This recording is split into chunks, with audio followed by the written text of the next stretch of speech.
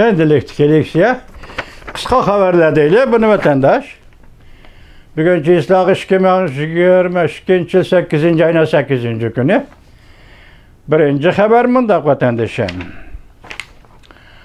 Amerika'nın 41 tane su astı parxodu. Endi Tinch okeani rayonida Junguni qo'rshovga oldi.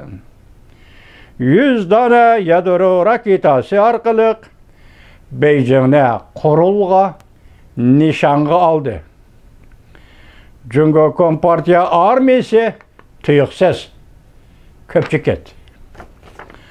Halqılıq paytlar 8. ayına 8. günü YouTube 1 saat ilgili. Yani bir haber. Yaponiya sabık deniz armiya generali Jungo Kompartiya armiyasi Tayvanni qo'rshovga ololmaydi dedi. Olimlar mundaq ko'rsatdi. Amerikaning 3 dona avomat kishi Tayvanni qo'g'daydi.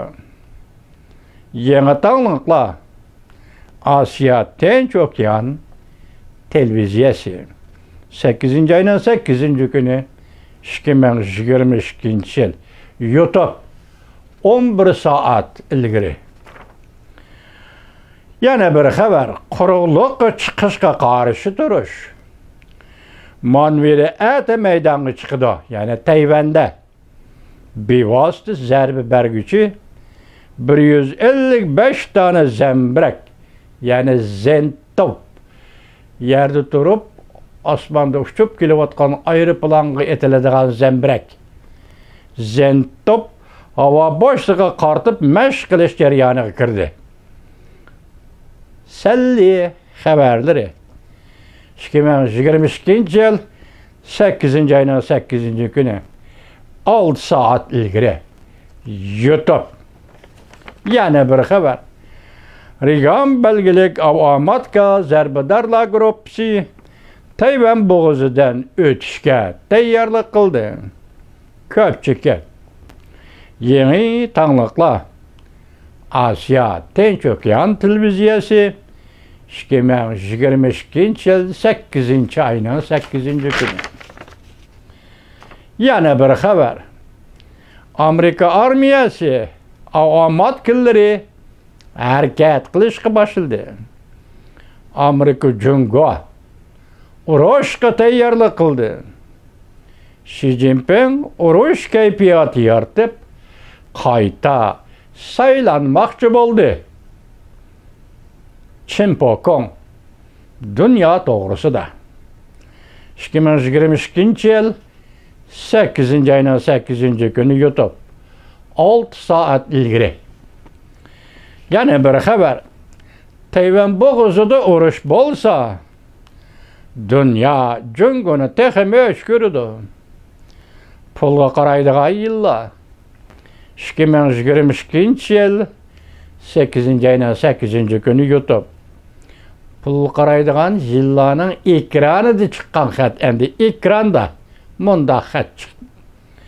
Amerikaning SBIRS belgilik bütün dünyada qo'yib berilgan raketalarni kuzatish sistemasi ishga kirishtirildi deyildi. Tunugullatin.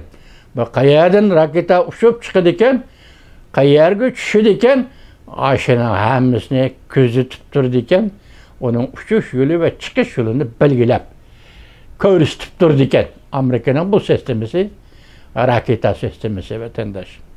Yana bir haber. Tugashdi. Alibaba butunlay tugashdi. 3 trilyon pul xalq puli tugashdi. 9 bin nafar ishchi xizmatchi ishdan bo'shatildi.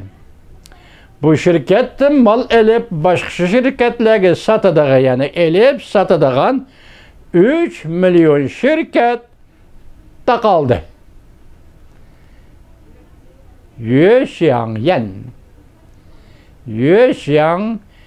Xiangyanbao keçirinler. Bu adamın ismi yoki Torbetning ismini bilmadim.